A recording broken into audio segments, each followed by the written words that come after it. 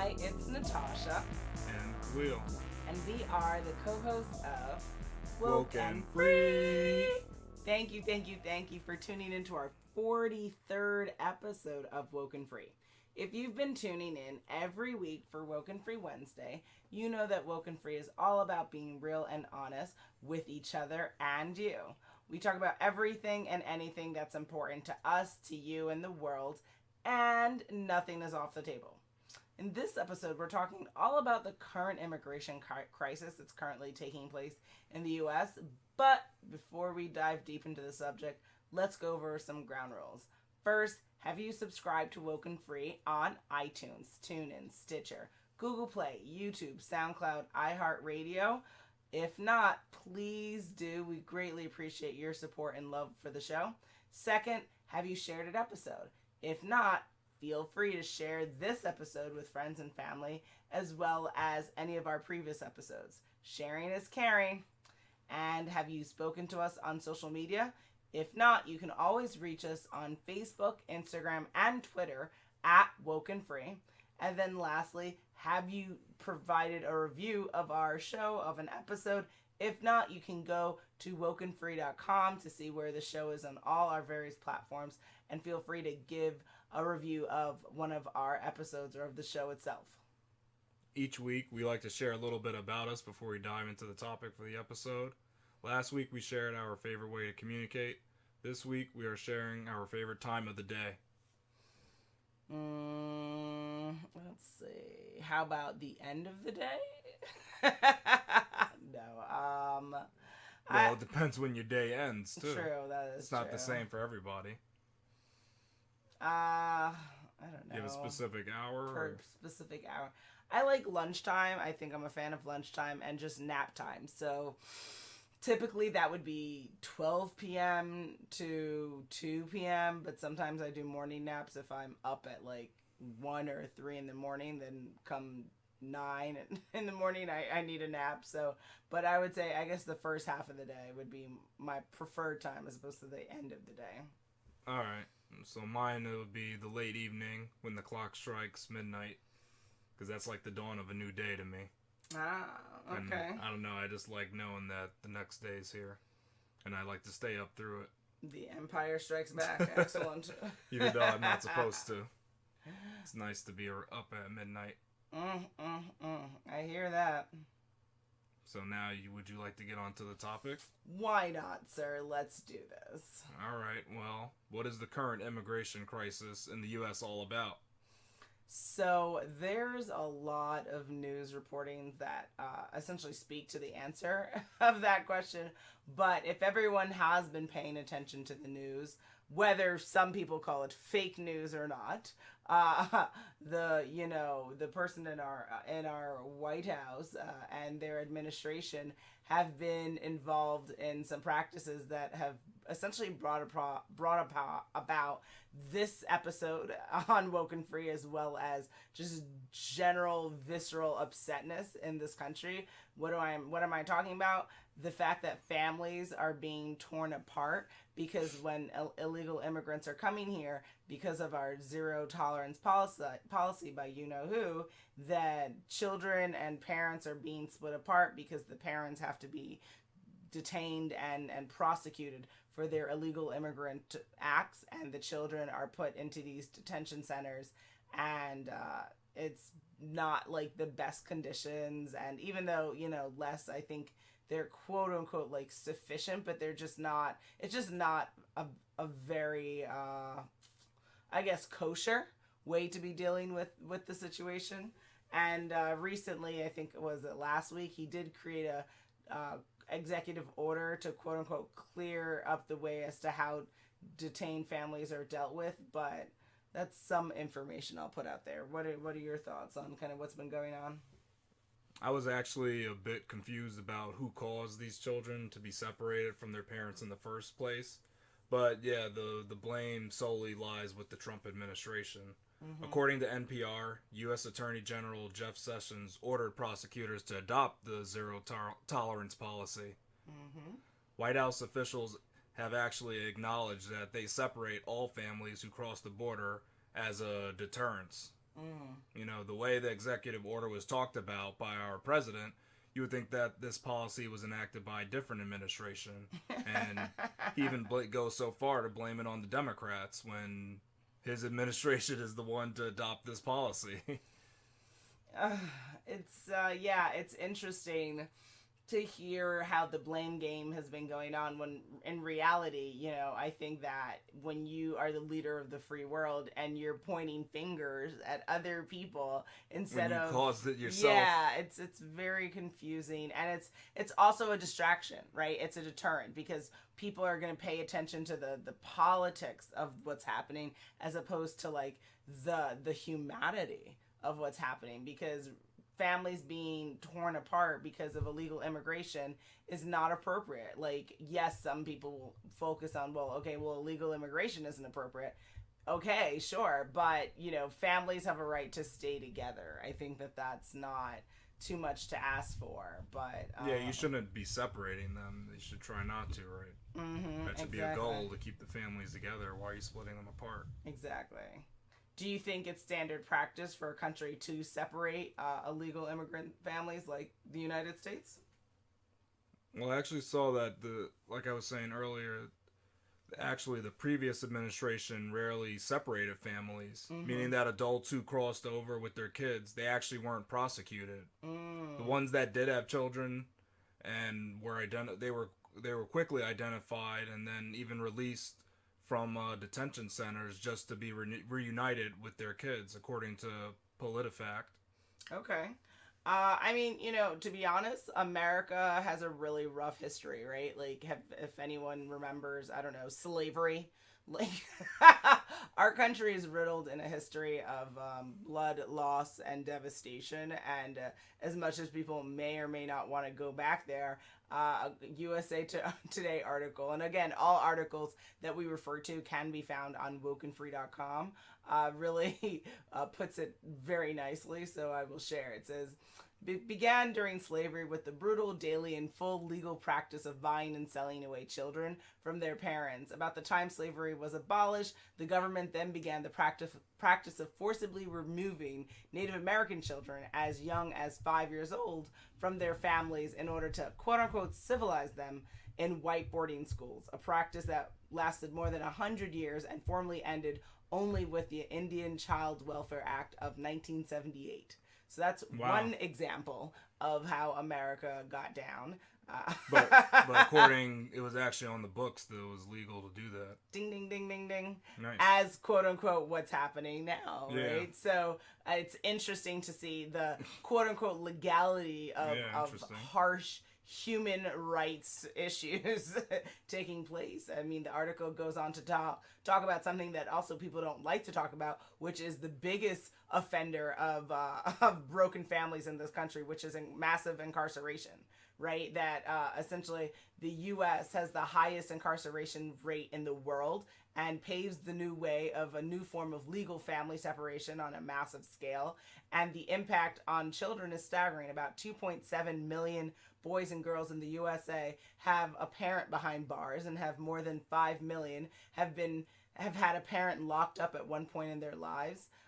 Now, notably, the fastest growing group of prisoners is actually women, a 14-fold increase since 1970, and about 80% of these women are mothers, most of them single parents. So, you know, the United States is not, you know, some pretty fantasy land of like, oh no, this current immigration issue is just like this like out of the blue bad situation for America, but like so there's a history of separating kids from their parents then. I guess that's what you found. Yeah, I mean, I just think that the quote unquote, you know, this is the land of freedom, this is the land of, you know, opportunity. Yes, depending upon who you are, depending upon how you arrived here, depending upon how you're viewed here, how your rights are taken into consideration, because I think that no country is perfect, no government is perfect, but are there like clear mistakes being made here? Absolutely. And I don't know if people are even thinking about some of the numbers that support the fact that there are mistakes. Yeah. Yeah, I don't know if people know about these incidences even. I think that's bringing some new things to light. Well, I mean, that's why you love the movie 13th, right? Yeah. The 13th Amendment. And what does that really, essentially, how does that play a role with massive incarceration? What is massive incarceration doing to black and brown people in this country, right? Like, yeah. Yeah, definitely. Is the zero tolerance policy towards immigrants, is that what do you think is fueling this situation and making it worse? I think we obviously see a lot of backlash from, American citizens and even state officials. They condemn the policy. Mm-hmm. It shouldn't be surprising, though, that this is one of the big things pushed before the president was elected. Mm-hmm. He said he wanted to stop illegal border crossings from occurring, and he's actually going forward with those statements, and I guess it's by any means necessary, even if that means 2,000 children are now separated from their parents. Yeah, it's... as long as he gets his points across, that's what counts. Interesting. So, according to New York Mag, the zero tolerance practice of immediately imprisoning, prosecuting, and deporting immigrants who illegally entered the U.S. actually began around 2005, but the George W. Bush and Obama administrations were morally and pragmatically opposed to separating immigrant children from their families. Go figure. Even if some adult immigrants were taking advantage of that compassion.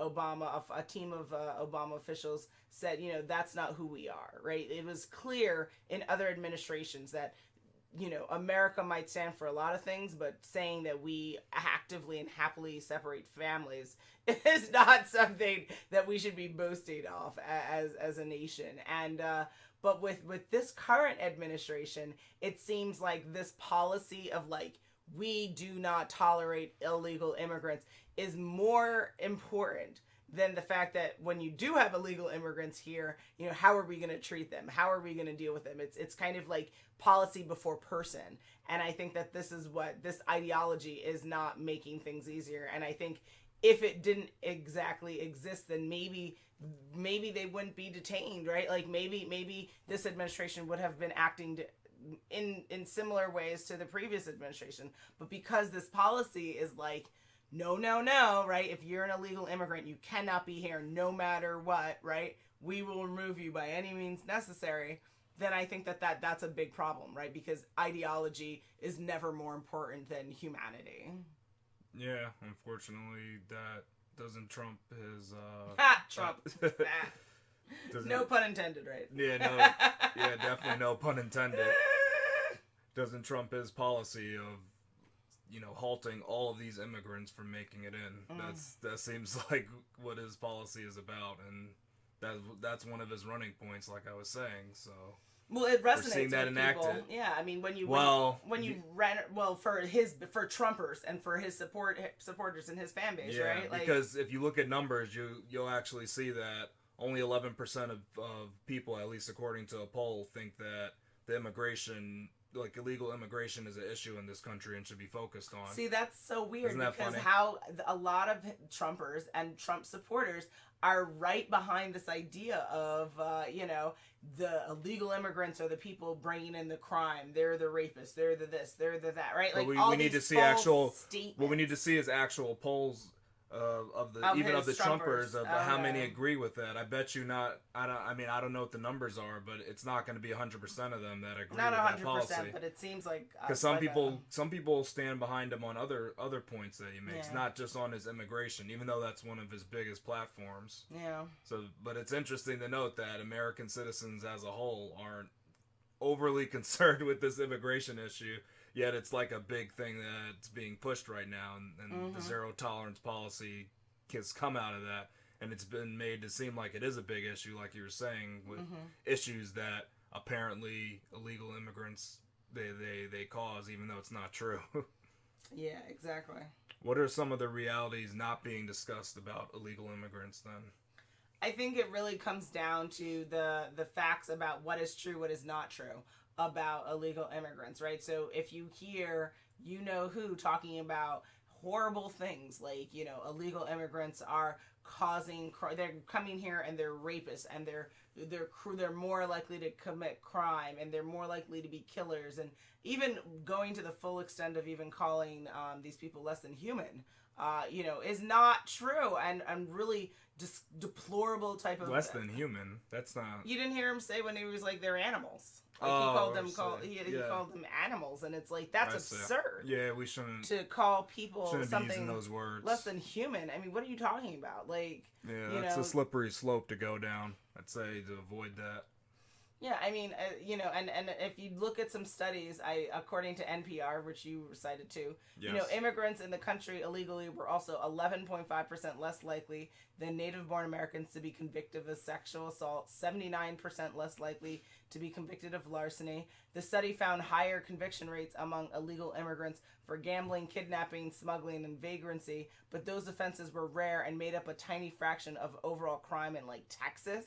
In 2015, gambling. Yeah. Okay. You know, a March 2018 study in the journal Criminology looked at whether violent crime increases as the number of immigrants living illegally in a community goes up. Researchers found it does not. If anything, the opposite is true. Violent crime appears to fall when more immigrants are living in a community illegally. You know, and you know, he has gone on to say, you know, he, like, when he talks about the illegal immigrant and crime situation, he's pointed to a 2011 study, so it's a bit dated, by the Government Accountability Office, which estimated undocumented immigrants had committed 25,000 homicides, 42,000 robberies, nearly 70,000 sex offenses.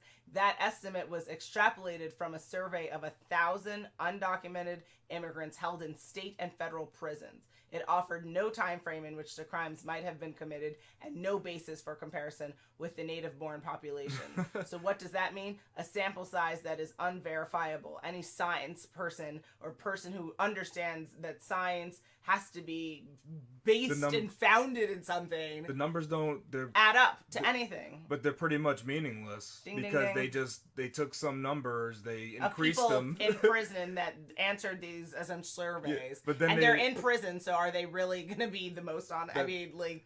Besides that, though, all right, so they extrapolated. So they said, all right, based on these numbers, we're going to make bigger numbers. So, okay, fine, you still do that. But the problem is these bigger numbers aren't over a period of time. So is it 25,000 homicides since the 16th century? I mean, it doesn't tell you when is it set. It doesn't tell you. It doesn't say Americans just for the year. Don't hear that. They just doesn't hear mean anything.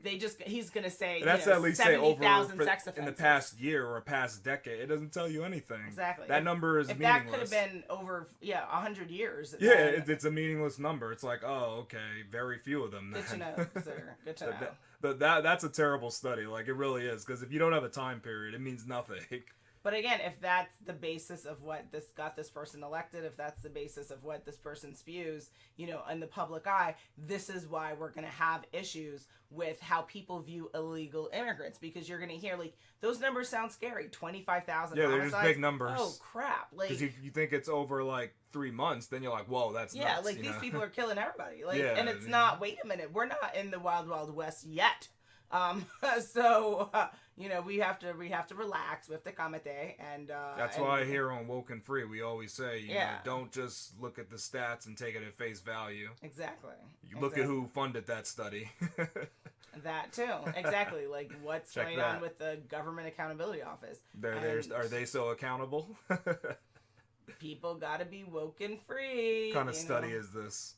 What is this mess? So I mean, you can look at the NPR article and check out some more really interesting facts that they talk about. But the point is, I think the biggest issue we have with how illegal immigration is dealt with is going to be coming through media, because you know who is going to say, oh, fake news, when really it could be legitimate news being shared. You know, similarly when his wife went to go visit, Melania went to go visit, I don't know if you saw last week, children who were being detained. She wore a green hoodie that said, I don't really care, do you? And it went viral, and everyone was really upset about it. And wasn't that shirt meant for the news?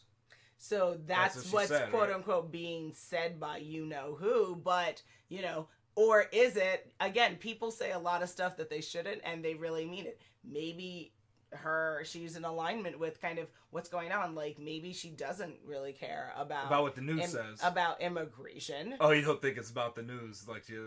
Well, it just seems peculiar to me that you would be going the timing is weird to though, visit detained children and you wear shirt. But no, you know what? She never actually wore that to visit them. It was only on the plane. But she wore it on the plane. It was only for the news to capture it. She knows that everything she wears is a political statement, like everything. But I do see, if it was against the children, she should have kept it on then, right? If she was doing it in regards to the whole thing. No, but I mean, that's just flagrantly too. And also it's a hoodie, so she could never wear it to actually see Oh, well, yeah, it's just a hoodie either way, right? So that would be wildly inappropriate if she wore it like just that. Think about it. Why would she want to, even if she didn't care, why would she let the news know that? Yeah.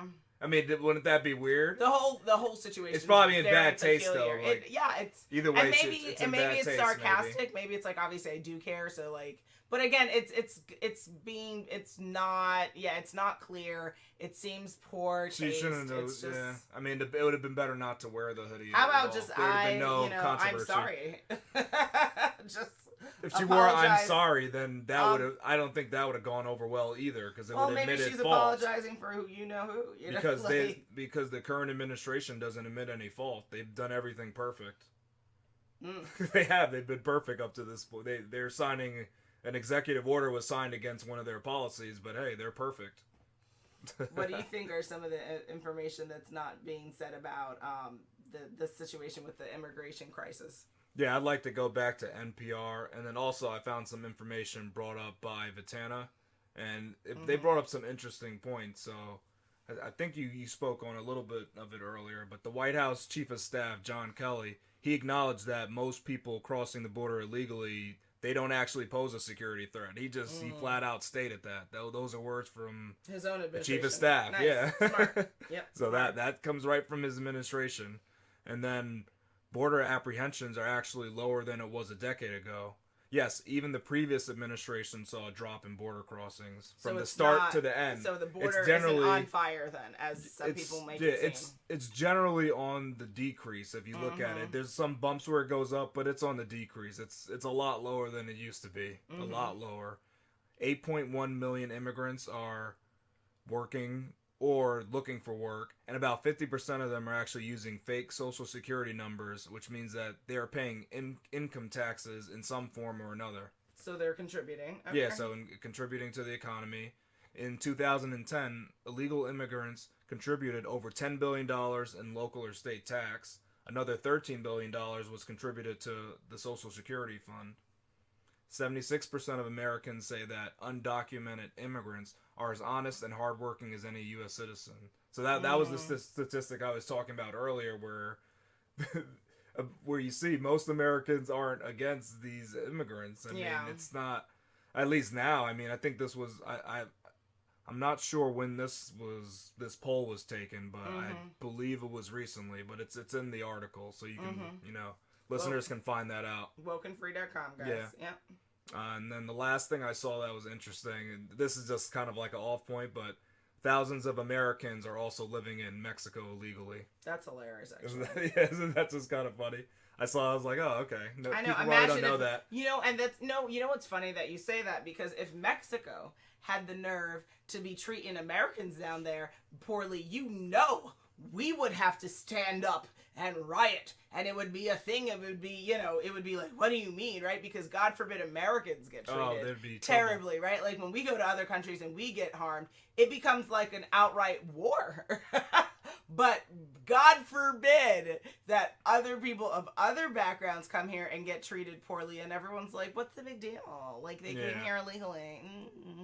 And it's like, do you forget that everyone who came here initially came here illegally? Like, is that off of the radar for, the only people native to North America are Native Americans, guys. So get a grip.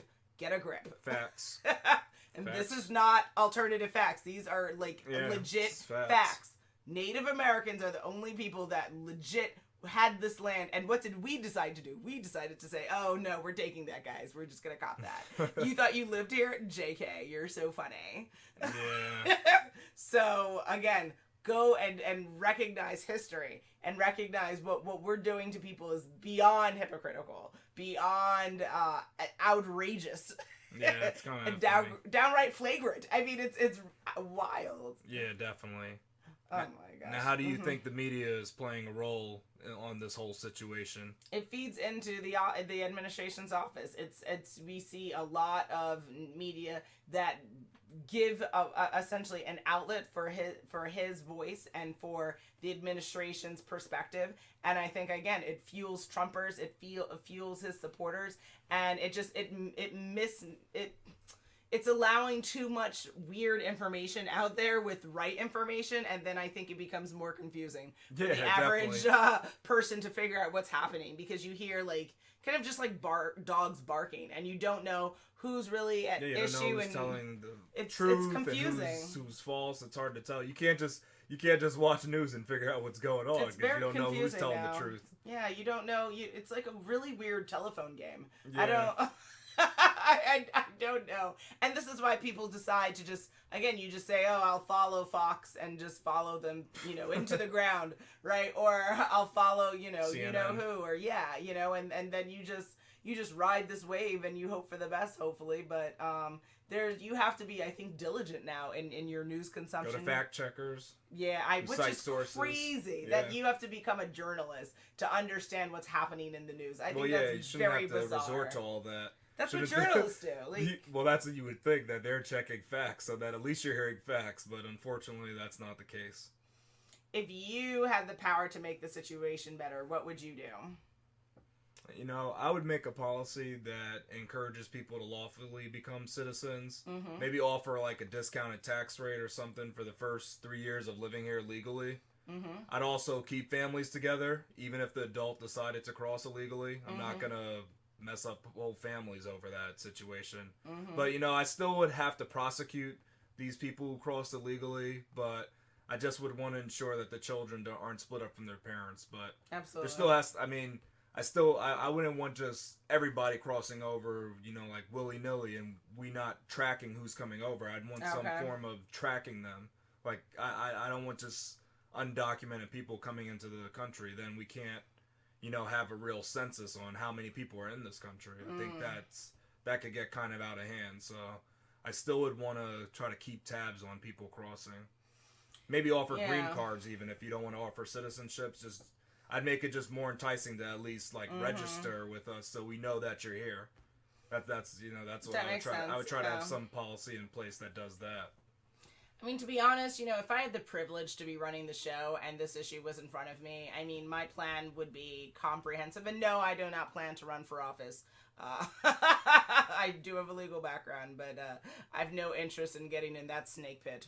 And I guess it would be multifaceted, similar to your plan, in the sense for illegal immigrants. I don't know. I don't necessarily know if my initial gut, though, to be honest, would be to prosecute, because I think there's a reason why these people are coming here, and so maybe similar to like the refugee situation in life is like, if they're dealing with atrocity or the threat of murder or the threat of we're prostitution, supposed to allow them and I think that we need to do an assessment and not automatically be like, oh, you came here illegally. I don't care if you're going to be cut off. That's part of the assessment, I think, currently, though. I think that's... Is that really? Because it seems like it's just like, if you come here, I saw... au revoir, like... I don't remember the exact statement, but there was something they are considering... If not considering, there's... Okay. It's part of us being part of the UN or something, that we have to consider. That we have to accept refugees from, like, I thought that was the case, but it's not clear to me. Like, given our zero tolerance, I don't know if one trumps the other, because I don't know if that ideology trumps refugee, sovereignty, right? Like, because ultimately, refugees I don't know which should always be taken care of, right? If you're in danger, your life is more important than policy. I mean, that goes out. We've got to safe, protect right? children. We've got to protect even people. We've got have the right to be safe. People have the right to be safe in this world. This is crazy. So, so as long as that stays in place, and if the current administration is adhering to that, then cool. Now that, I don't know if it's being adhered to. Listen. And the priorities that are being in place. Because the thing is, if you come over illegally, the first thing they do is they're going to throw you in a detention center. So that's why I'm like, so I don't regardless know of if even if you're supposed to be given asylum, if they don't reach your case, and for a couple of weeks, you'll just be sitting there, See, that's why it's like, else. to me it seems very iffy right now. So I don't know what's going on there. But ultimately, Tough. Similar to you, I would say, yeah, like you come here and there's an assessment made. And what I would do is to make the process, I agree with you in that we should be creating some type of funnel where people want to come here legally. Like that there's it's either whatever's causing them to come illegally, we work that out. So do we need to build better relationships with the countries where they're coming from? Do we need to create some type of, green card plan where people can get a green card in 1 month or less, and that way they can legally take the appropriate actions and come here?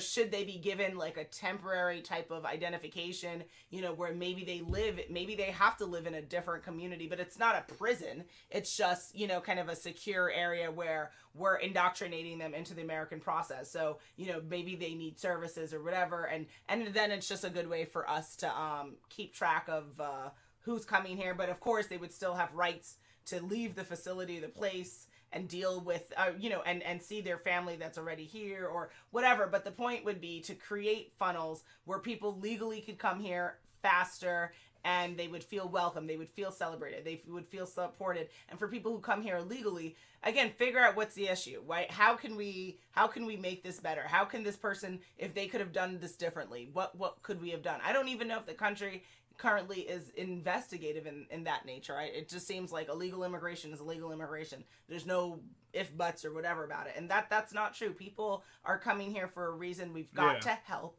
people over policy all day, every day. Like, should be, right? So, that's what you would think. Administration, if you're listening, please have mercy. Please listen and figure out how we can make relationships better and not throw other countries under the bus and not throw people under the bus. Let's act like we're all human beings, because we are, and no one life is more important than another. I don't care if that's presented in any other way. It's not true. No one is more important than anyone else. So I don't know why we're treating people any differently. So let's not get you started on the travel ban that's still in effect then.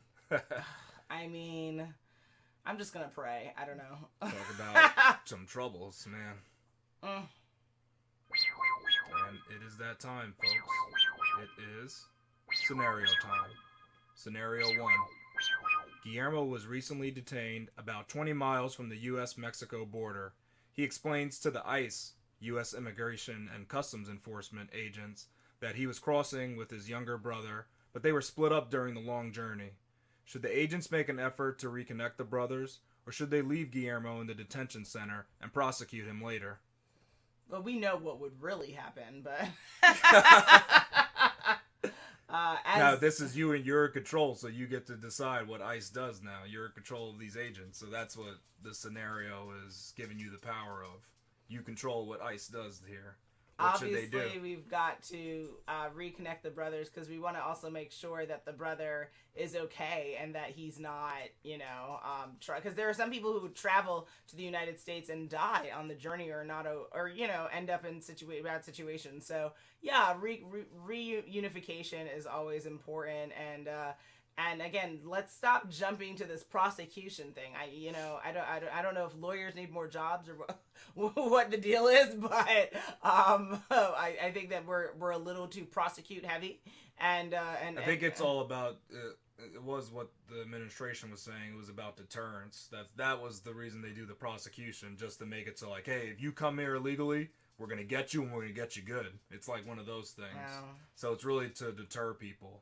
That's what it's about, that's the hopes of it. Seems I don't know, because it's funny, they do these prosecutions and stuff, but I don't know if those illegal immigrants, the other ones, I don't know when they're coming up, they're like, oh man, people are getting prosecuted, we should have tried this. They care. I don't even I don't actually know if that's in their mind. I think if they die or if they get shot, they care, but I think if you're we're gonna prosecute you, I don't think that's really, to me, I mean, I could just think of it as me. It's like if I was coming up there, I wouldn't be like, "Oh man, that guy got prosecuted. I better not try it." I don't think it's probably better than what you're going through, so you're gonna try it anyway. It's like likely. I don't know if prosecution's the answer, but that's why the Great Wall is supposed to be built, right? How lovely. The magnificent and Great Wall that Mexico's paying for, that they're not paying for. Pray for this country, y'all. Pray. That's some great stuff. That's like a movie or something. They should have a movie called The Wall. Like they really they might. There's gonna be a documentary. Watch. I called it.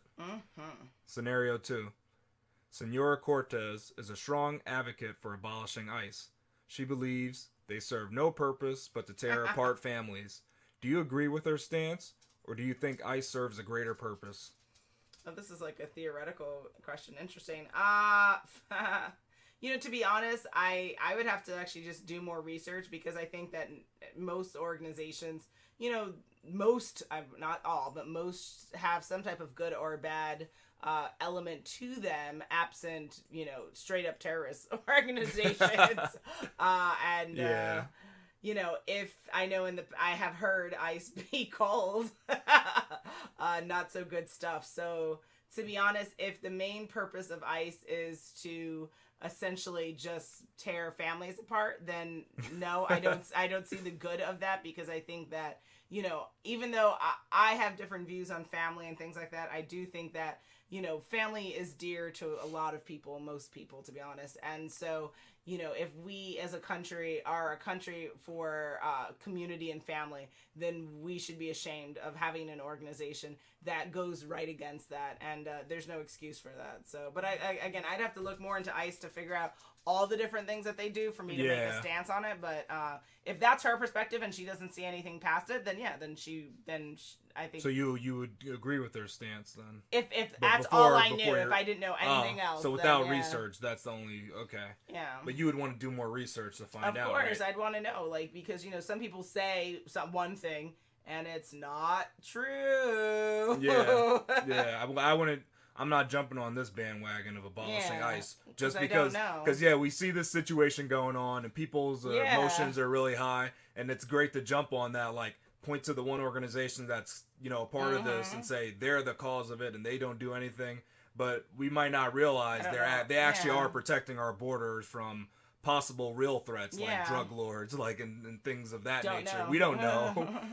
It's to say to just abolish them, we don't know if that's actually the best thing. That could cause more harm than good. It's not. Exactly. You don't want to jump to that conclusion. So I agree there'd be more research that needs to be done, and I'm not jumping on the abolish ICE bandwagon, even though some people might think that the group is overall terrible. I need to find out more information about them because I truly don't know. Scenario 3. You started a new job with a small shipping company a few weeks ago. At the end of the day, one of your coworkers needs help lifting a box onto the van. Just as you lift it, his license and some change falls out of his pocket. You go to grab it for him because he's still pushing the box into the van. Upon closer inspection, you see that he has a Wisconsin license and that change is actually pesos.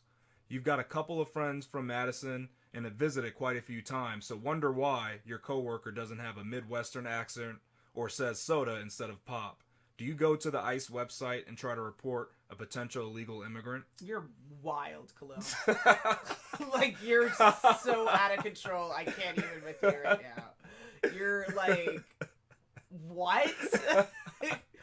¿Por qué? Oh, come on. That is the wildest scenario. I think people been in this case, though, where they think there's probably someone they're working with that's not from this country. This is like this person who says, I report people who I see speeding on the highway. Or what about a person who reports a girl for selling lemonade without a proper license? Lovely. That's really happened. Or people reporting people for sleeping in a dorm that they live in. Yeah. I mean, we live in a really interesting world where people are just calling Popo all day, every day. Really They're great, I don't like how the air is feeling. They're really helping out our society. Yeah, people are bugging right now. They're helping keep things in order. They're taking see something, say something.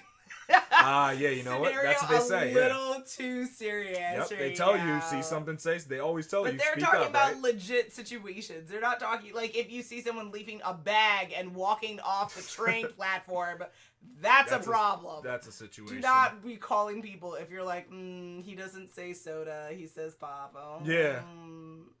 I can't with you. No, I would not go to the ICE website and try to report this person. What would you do then after seeing this information? If I was that compelled, I would try to learn more. And see, you're damned if you do and damned if you don't. So if you don't, then potentially, you could be working with this, illegal immigrant. And not that I think that these facts support that, but say that they actually do. Who carries pesos? I can't with you. Come on now. So then you didn't kind of you didn't do your citizens' due diligence, if there's such a thing. If we have a duty to try to discover illegal immigrants, then fine, okay, you didn't do that. But then if you do more research and you speak to him and you do find out he's illegal, then I believe you then have an obligation, right, to report, to kind of report. So you're damned if you do, damned if you don't. It depends. How compelled are you as a person to be a part of the process of capturing these illegal immigrants? I mean, it would depend on that. I personally would chalk it up to the person might have just gone to Mexico recently, so I wouldn't have thought twice about it. I'd have just kept moving. But and they don't live in Wisconsin that long because they don't have that Midwestern twang. Yeah, I would have just caught it. I would have just chucked it up to like circumstance. I wouldn't have been like, I know where you're from. Hola, ¿cómo estás? Like, you would have been like, I wouldn't have been like that. No. You would have been like, why are you saying soda? You don't say soda. Why you wouldn't bring that up? I am not that invested in the snake pit. No. But you? What I would do is I'd pick up the pesos and I'd be like, ¿Cómo estás, amigo? And then I would just see what his accent sounds like, and then I would leave it at that. I wouldn't go to the website because I wouldn't care enough, but I would mess around with him just to see what he says. Do not reveal to Khalil if you're an illegal immigrant. No, I would just want to see what he says, just to see. Be like, oh, all right, guy. All right, I've got you. So now when people see you in the street, they're going to be like, hola, ¿cómo estás? And then I'm going to say, can you show me what's in your wallet? And they're going to say, show me what's in your wallet. I'll show it to it. And I'll be like, no pesos. But you know what's funny? I think I did have, I don't know what the bills are called in Mexico, but I used to have a Mexican bill in my wallet. Exactly. People could have tried you and be like, I'd be like, uh-oh. They're like, are you a U.S. citizen? I would have dropped it and be like, hey, that's, I don't know. That's me money. Dinero. I could say dinero. I say dinero, and I just put my arms up. I don't know. So I guess it is possible that you could carry around money from another country and not be from that country. Exactly. But you don't have that accent. I don't know. That's strange. You're tired. I can't. Strange times. I cannot. So we are at that time again. This was quite the episode. Our 43rd episode of WokeNFree. That was fascinating. And yes. We were talking all about the immigration crisis in the United States here, given what's been going on with the separation of families at borders. And as you can probably tell, we're very passionate about the subject, and we do provide our condolences for anyone who is separated and needs to be reunited. And we hope that our government and our administration moving forward can do what's right for the American people and also do what's right for what America should stand for. And we should stand for better, and we should stand for families and prosperity of all, whether you are born here or not.